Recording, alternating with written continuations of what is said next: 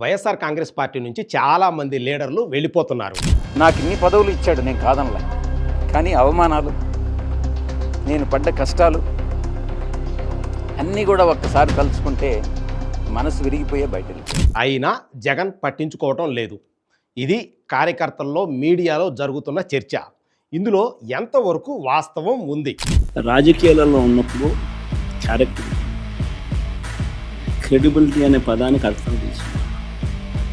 రాజకీయాలలో ఉన్నప్పుడు కాలర్ ఎగరేసుకుని చెప్పాలి, కొన్నానోడు మా నాయకుడు. అది సాయిరెడ్డికైనా అంతే, పోయిన ముగ్గురు ఎంపీలకైనా అంతే. ఒకవేళ నువ్వు చెప్తా అన్నట్టు ఇంకా ఒకడో అరో ఇంకా పోయే కార్యక్రమం జరిగితే వాళ్ళకైనా ఇంతే. దోస్తం నమస్కార్. 2024 జూన్ 4న విడుదలైన ఆంధ్రప్రదేశ్ అసెంబ్లీ ఎన్నికల ఫలితాలు వైఎస్ జగన్ను నివ్వెరపరిచాయి. జూన్ 4 మధ్యాహ్నం 12 గంటలకల్లా ఎన్నికల ఫలితాలు దాదాపుగా వచ్చేశాయి. సరిగ్గా 1 గంటకు ఎవ్వరికి చెప్పా పెట్టకుండా తాడేపల్లి ఖాళీ చేసేసి హైదరాబాద్కు వెళ్ళిపోయాడు అప్పటి ప్రభుత్వ కమ్యూనికేషన్స్ సలహాదారుడు జీవీడి కృష్ణమోహన్. తర్వాత పార్టీతో ఎలాంటి కమ్యూనికేషన్ లేదు. ఎన్నికల ఫలితాలపై అదే రోజు సాయంత్రం వైఎస్ జగన్ ప్రెస్ మీట్ పెట్టారు. జీవీడి కృష్ణమోహన్ లేకుండా హెడ్ ఆఫీసులో వైఎస్ జగన్ ప్రెస్ మీట్ పెట్టడం గత 15 సంవత్సరాల్లో అదే మొదటిసారి. సోషల్ జస్టిస్ అంటే, సామాజిక న్యాయం అంటే ఇది అని ప్రపంచానికి చూపించగలిగాం. మరి ఇన్ని గొప్ప మార్పులు చేసిన తర్వాత, ఇన్ని కోట్ల మందికి మంచి జరిగిన తర్వాత తెలియదు. ఎవరో మోసం చేశారో, ఎవరో అన్యాయం చేశారో అని చెప్పి అనొచ్చు, కానీ ఆధారాలు లేవు. ఏం జరిగిందో దేవుడికి తెలుసు.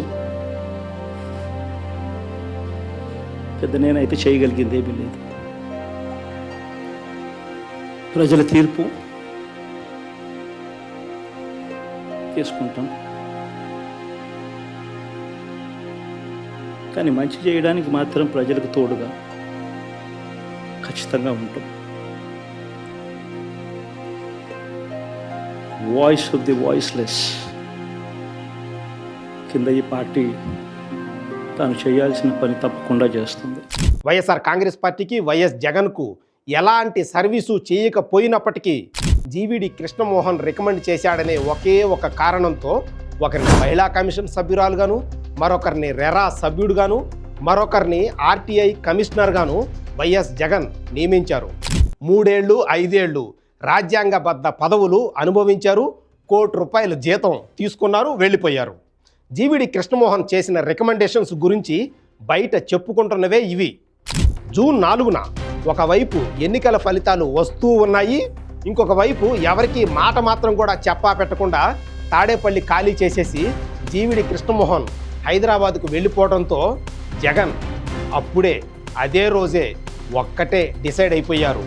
పార్టీ నుంచి చాలామంది ముఖ్యులు వెళ్ళిపోతారని, వెళ్ళిపోయే వాళ్ళను వెళ్ళిపోనివ్వటమే మంచిదని వైఎస్ఆర్ కాంగ్రెస్ పార్టీని మళ్ళీ మొదటి నుంచి ఇటుక పేర్చి నిర్మించటం తప్పదనే నిర్ణయానికి వచ్చారు వైఎస్ జగన్.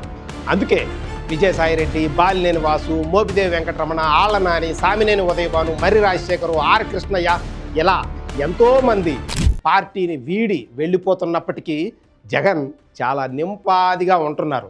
వైఎస్ జగన్ ముఖ్యమంత్రిగా ఉన్న 5 సంవత్సరాల్లో చాలామందికి డబ్బుల రూపంలో ₹1,00,00,000 సహాయం చేశారు. దీని గురించి నేను మరో వీడియోలో వివరంగా చెప్తాను. రాజకీయాల్లో ప్రజల్ని నమ్ముకోవాలే కానీ లీడర్లను కాదు అన్నది జగన్ బలమైన విశ్వాసం. వైఎస్ఆర్సీపీ ఈరోజు ఉంది అని అంటే దేవుడి దయ, ప్రజల ఆశీస్సుల వల్ల వైఎస్ఆర్సీపీ ఈరోజు. ఒక విధంగా చెప్పాలంటే అధికారం పోయిన తర్వాత సీనియర్లు వెళ్ళిపోతేనే ఏ రాజకీయ పార్టీకైనా చాలా మంచిది. యాక్టివ్గా పనిచేసే జూనియర్లకు అవకాశం వస్తుంది. ప్రతిపక్షంలో ఉన్న ప్రతిసారి చంద్రబాబు నాయుడు ఎప్పుడూ ఒక మాట చెబుతూ ఉంటారు, పార్టీకి యువ రక్తం ఎక్కిస్తానని, పార్టీలో యువత ప్రాధాన్యత పెరగాలని, రాబోయే ఎన్నికల్లో యువతకి ఎక్కువగా టికెట్లు కేటాయిస్తానని. ఇదంతా ఎందుకంటే సీనియర్ రాజకీయ నాయకులు అధికారాన్ని కోరుకుంటారే కానీ ప్రతిపక్ష పాత్రను పోషించాలని కోరుకోరు. కాబట్టి బహుశా జగన్ కూడా ఇప్పుడు అలానే ఆలోచిస్తూ ఉండొచ్చు. అయితే చివరగా ఒక మాట, మందలో తప్పిపోయిన గొర్రెపిల్లల్లాగా ఇప్పుడు జగన్ను విడిచిపెట్టి వెళ్ళే వాళ్ళంతా ఏదో ఒక రోజు మళ్ళీ జగన్ పంచెన చేరటం ఖాయం. ఎందుకంటే జగన్ దగ్గరే ఎంతో కొంత స్వేచ్ఛ ఉంటుందని బయట అనుకుంటున్నారు. వెళ్ళిపోయిన వాళ్లకు మరో పార్టీ అధ్యక్షుడి దగ్గర అంత స్వేచ్ఛ, నమ్మకం ఉండకపోవచ్చు.